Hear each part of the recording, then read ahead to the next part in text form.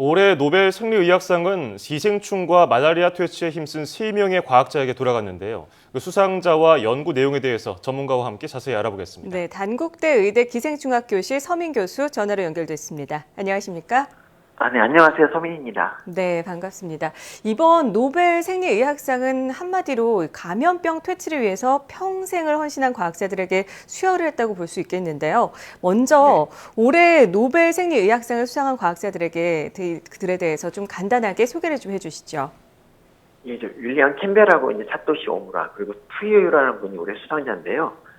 이분들은 이제 모두 기생충약을 개발한 분입니다. 그리고 모두 80대를 넘기신 분들이고요. 개인적으로는 푸이유 선생님이 좀 탔으면 했어요. 이분이 되게 제일 제가 보기에 훌륭한 일을 하신 분인데, 예. 노벨상이 이거 살아있는 사람한테만 주잖아요. 그래서 매년 후보에만 올랐다가 못 탔는데 이번에 타서 저는 개인적으로는 좋습니다. 네. 이 중에서도 일본의 오무라 교수하고 아일랜드의 캠벨 교수, 이 기생충에 의해서 감염되는 질병 치료제 개발을 공로를 인정받아서 이번에 생리의학상을 받았는데 구체적으로 어떤 질병을 치료할 수 있는 약물을 개발한 겁니까? 그러니까 예, 이분들이 만든 약이 아이버맥틴이라는 약인데요. 예. 이 약이 그 아프리카 사하라 남쪽 지방에서 이 사람들의 눈을 멀게 하는 기생충이 있어요. 그 약이 회선사상충이라는 건데요.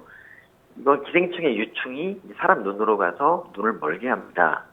실제로 그 나라들을 가보면 이제 사람들이 다 눈이 멀어가지고 어린 아이한테 의존해서 이제 길을 건너는 이런 모습을 많이 볼 수가 있는데, 예. 네네. 원래 그 전에 쓰던 약이 부작용이 너무 많아서 거의 쓰질 못할 정도였는데 이 약 덕분에 회선사상충이 이제 크게 줄었고 실명하는 분들이 이제 크게 줄었죠. 네. 그렇다면은 이 두 과학자가 기생충 질환을 치료할 수 있는 약물을 발견하게 된 연구 과정도 좀 궁금한데요. 이 연구 과정이 어떻게 됩니까? 우리가 약으로 쓰는 그런 것들은 되게 다양해서 얻은 것들이거든요. 뭐 예를 들면 텍솔이라는 항생제 같은 것도 주목나무에서 발견이 됐는데요. 네네. 이분들은 그 스트레토마이시테스라는 그 토양에 사는 박테리아에 이제 주목을 했습니다. 예. 일단 이 박테리아를 토양에서 뽑아냈고요. 그리고 이제 배양하는 데 성공을 합니다. 이걸 모두 성공한 분이 이제 오무라 선생님이고, 그 다음에 캠벨 선생이 그 박테리아가 내는 물질 중에서 아이버맥틴의 성분을 추출한 거죠. 예. 네. 자, 그런가 하면 이제 역대 12번째 여성의학상 수상자, 이 중국의 투유유 교수죠. 그죠? 네. 이번에 이 300여 차례 시도를 했는데 실패를 하다가 또 시도하다가 거듭하다가 이 드디어 말라리아 치료제를 개발했어요. 앞서 리포트에서도 말씀드렸었는데 네. 이 교수가 개발한 말라리아 치료제는 또 어떤 성분으로 만들어졌고 이 치료 효과가 좀 어느 정도인가요? 그러니까 우리나라에 이제 환자가 좀 드물어서 우리가 관심이 없어서 그렇지, 그 말라리아는 원래 한 해에 한 200만 명 정도를 죽이던 되게 세계에서 가장 나쁜 기생충이거든요. 예. 근데 이제 기존 치료제가 있긴 있었는데 그 내성이 생겨서 쓸 약이 없었어요. 그냥 흑소문침으로 죽을 수밖에 없었는데, 그 투유 선생이 그 중국의 이제 전통 의학서를 보고 거기서 이제 개똥쑥이라는 거에서 힌트를 얻어요. 그래서 개똥쑥에서 그 아르테미니신이라는 약을 추출해냅니다. 효과가 어느 정도 드라마틱하냐면 아직까지 내성이 이렇게 뭐 보고된 적도 별로 없고, 그 말라리아 사망자가 200만 명에서 60만 정도로 이제 드라마틱하게 감소를 하거든요. 그 정도면 인류에 정말 큰 공헌을 하는 거죠. 그렇다면 이 올해 노벨 생리의학상이 이렇게 기생충과 말라리아 전염병 퇴치를 위해 노력한 과학자에게 수여된 것은 어떤 의미가 있다고 보십니까? 그 회선사상충은요, 이제 아프리카, 그 중에서도 이제 사하라 남쪽에만 유행합니다.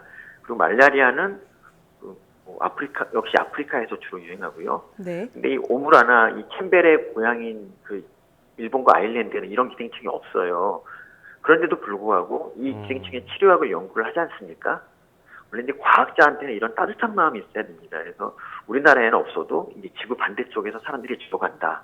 그럼 연구를 해야겠다. 예. 이런 마음을 노벨상위원회에서 이제 알아준 게 아닌가 싶습니다. 그렇게 뭐 연구 성과뿐 아니라 인성도 좀 훌륭한 분들이 아닌가 생각이 드는데 또 80대 고령이에요. 세 분 전부 다. 그리고 그러다 보니까 이 공로상의 느낌도 좀 나고요. 근데 이 일본에서도 노벨 생리의학상 수상자가 3명이나 배출됐고요, 이미. 중국에서도 이번에 처음으로 게다가 여성이 이 노벨 과학상을 받았는데 우리나라 과학자는 후보에도 아직 못 올랐단 말이죠. 그 이유가 뭐라고 보십니까? 그 변명을 하자면 이 노벨상이라는 게 원래 한 20, 30년 전에 한 연구를 가지고 타는 거거든요. 아, 그래서 뭐 오무라나 튜유 선생님 같은 경우도 거의 40년 전에 한 연구를 가지고 한 거거든요. 예. 근데 우리나라에서 이 연구다운 연구를 시작한 게 1990년대부터예요. 네. 그때서 비로소 이제 돈도 좀 생기고 연구 장비도 괜찮은 걸 썼는데요. 그래서 제가 지금 당장은 노벨상을 못 하더라도 너무 초조해하지 말고 기다리면 한 제가 보기엔 10년 정도 있으면 탈 것 같아요. 그리고 이제 개인적인 바람은 학생들이 이제 기생충은 좀 없어지는 질환이라고 하더라도 여기에 좀 예. 관심을 가져주면 좋겠습니다. 네, 저희가 민감한 질문에 보기에는 예. 말라리아 백신이 이걸 만들면 노벨상이 유력하거든요. 근데 우리나라에서 아무도 안 하고 있어요.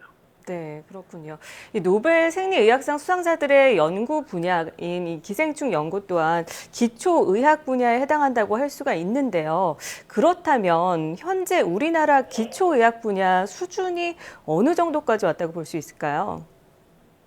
저는 뭐 세계와 경쟁할 정도가 이제 됐다고 생각하고요. 사실 뭐 세계적 학술지라고 불리는 그 네이처나 사이언스 이런 데 우리 과학자들이 많이 내고 있거든요. 그래서 저는 조금만 기다려주시면 성과를 낼 수 있을 거라고 생각합니다. 예. 자, 앞서서 제가 좀 민감한 질문, 뭐 우리나라는 왜 후보자도 없냐 이런 말씀 드렸었는데 조심스럽게 예측을 해주셨어요. 그렇다면 우리나라가 이 노벨 생리의학상의 수상자를 배출하려면 앞으로 어떤 지원, 노력, 구체적으로 좀 어떤 게 필요하겠습니까? 제일 첫 번째로 300번 정도 실패할 때까지 좀 기다려주는 그런 게 좀 필요하고요. 예. 네. 그리고 이제 노벨상 수상자들 어린 시절을 좀 보면은 되게 독서를 많이 했더라고요. 근데 우리나라는 이제 지금 애들이 그 반대로 가고 있어요. 다 스마트폰만 하고. 그러다 보니까 이 과학자가 되려는 학생들이 점점 줄어들고 있는데, 이제 좀 책을 읽는 풍토를 좀 만들어주고 이러면은 좀 그게 단축될 수 있을 것 같습니다. 네, 잘 기다려줘야 하고 독서가 좀 원활하게 되는 그런 풍토가 있어야 되지 않을까 싶습니다. 자, 지금까지 단국대 의대 기생충학 교실 서민 교수와 함께 이야기를 나눴습니다. 오늘 말씀 고맙습니다. 네, 안녕히 계십시오. 네.